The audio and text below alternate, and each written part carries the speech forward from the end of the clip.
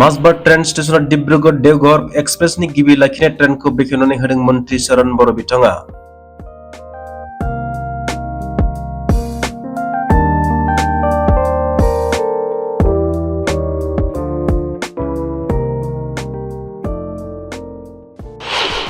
रायजो राजानि लुबैनायखौ सुफुंना होदों चरण बर' बिथाङा।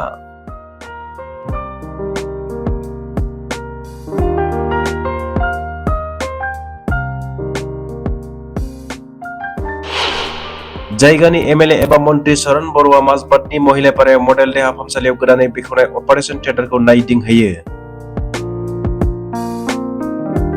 गोजौ थाखोनि देहा फाहामसालियाव थासेयावबो माजबाट सुबुंफोरा गोबां जाहोननि थाखाय गोबाव समनिफ्रायनो सावस्रि बिथिङाव हेंथाजों मोगा-मोगि जाबोगासिनो दंमोन। मोनसे गोरलै अपारेशननि थाखायनो रायजो राजाफोरा गोजान जायगासिम थांनो गोनां जायोमोन होननानै फोरमायो मन्त्रि चरण बर' बिथाङा।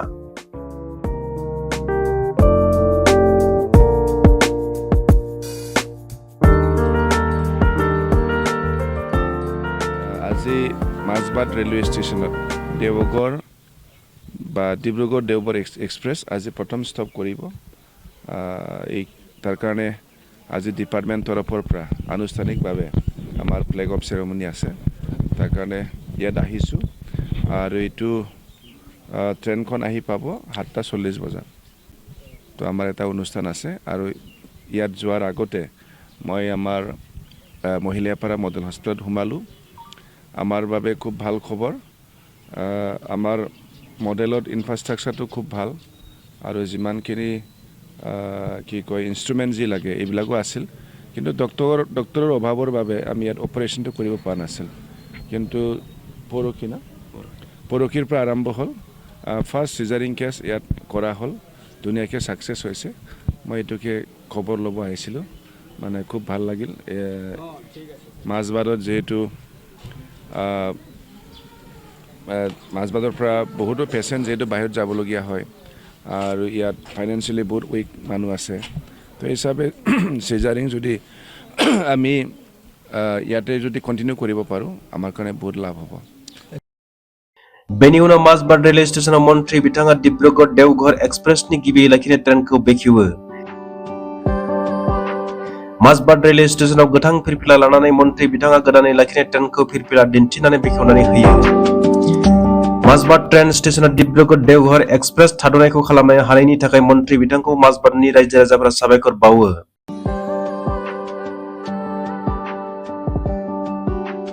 आरो माजबाट बियाबाव मन्त्रि थानायनि थाखाय बैफोर खामानिखौ मावफुंनायाव गोरलै जादों होननानैबो बुङो।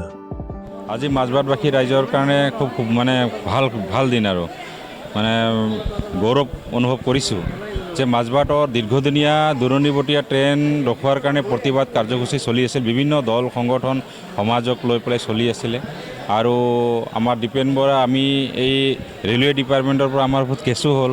আমি 1 বছৰমান কোৰ্টত দৌৰিব লগা হ'ল, কিন্তু এই দৌৰিব 1 বছৰ যাব লগা হ'ল, কেছ হ'ল। এইটোত আজি মানে আমি তাৰ ৰিজাল্টটো পালোঁ, মানে খুব ভাল লাগিল।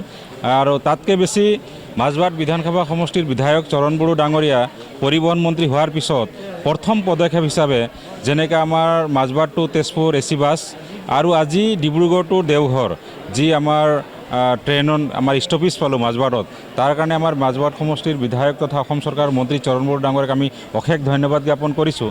আৰু এই মন্ত্ৰিত্ব থাকিলে এটা সমষ্টিত যে উন্নয়নৰ এটা গতিটো তীব্ৰতৰ হয়, আজি মাজবাটবাসী ৰাইজে আমি অনুভৱ কৰিছোঁ। তাৰ কাৰণে আমি মাজবাটবাসী ৰাইজক আমি আন্দোলন কৰিব লগা হৈছিলে। মন্ত্ৰী পোৱাৰ কাৰণে আমাৰ বহুত ইজি হ'ল। তাৰ কাৰণে আমি মাজবাটবাসী ৰাইজক আমি অনুৰোধ জনাইছোঁ আজি আপোনালোকৰ জৰিয়তে যে আমাৰ মন্ত্ৰিত্ব কাৰ্যকালটো আমাৰ 5 মাহে পালোঁ, কিন্তু এই মন্ত্ৰিত্বটো যাতে আৰু 5 বছৰ থাকে মাজবাটত, তাৰ কাৰণে মাজবাটবাসী ৰাইজে তাৰ ব্যৱস্থা গ্ৰহণ কৰাৰ কাৰণে অনুৰোধ জনাইছোঁ, যাতে 5 বছৰ মন্ত্ৰিত্বটো থাকিলে আমাৰ মাজবাট আৰু বহুত উন্নয়ন হ'ব। আৰু এইখিনি কৈ মই ধন্যবাদ জ্ঞাপন কৰিলোঁ।